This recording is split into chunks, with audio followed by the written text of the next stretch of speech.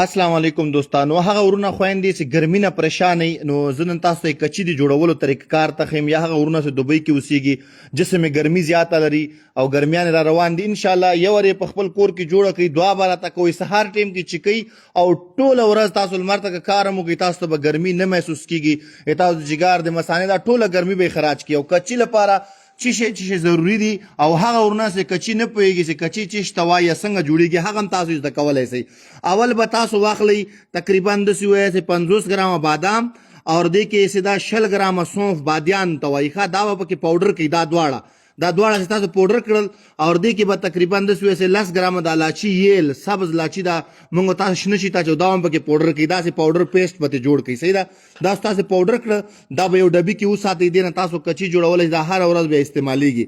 نو تاسو پاوډر کړل بیا به داسې نیمه پیاله اوبه راواخلئ، تازه اوبه، صحیح ده، یخې اوبه، یعنې کې داسې د فرج یا د واورې یخې اوبه به داسې راواخلئ.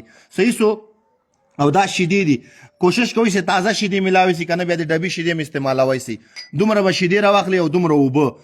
اول به داسې وکړئ چې تاسو دا شیدې به هم یخې کوئ، فرج کې یا پکې واوره واچوئ، یخې کوئ دومره شیدې، او دا اوبه به هم یخې د واوري. صحیح ده، دا به د اوبو سره مکس کوئ.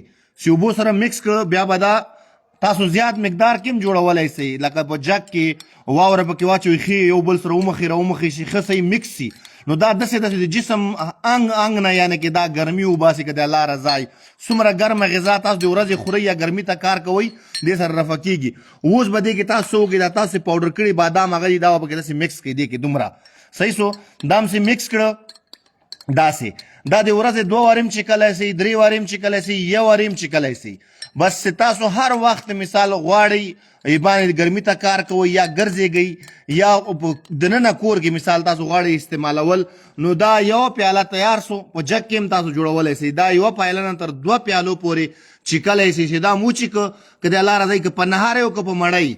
نو دې سره تاسو د جګار ګرمي، د مثانې ګرمي، هغه ورونه چې معمولي لمر ته ښکاره سي، ټول جسم یې خوله سي او د ګرمي وجې نه بعض اوقات یعنې کې ګرم شیان وخوري، هاضمه یې خرابي، په خوله کې ترشي اوبه راځي.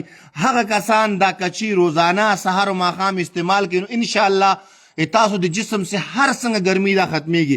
دا کتلی سي دې شکل کې پاوډر سوي دي او دا کچي باید تاسو روټین جوړ کړئ. د ګرمي داسې یعنې کې دا تحفه ما تاسو درکړله، انشاءالله سهار او ماښام استعمالوئ. هغه ورونه چې لمر ته کار کوي، ټوله ورځ د مشقت د محنت کار وي، یو وارې جوړ کړئ، 2 ورځې صرف وچېږي، بیا دې افادیت او فایده باندې تاسو پوهېږي که د الله رضا. دوستانو لویه راته سپارم، ښه وخت ولرئ. السلام علیکم.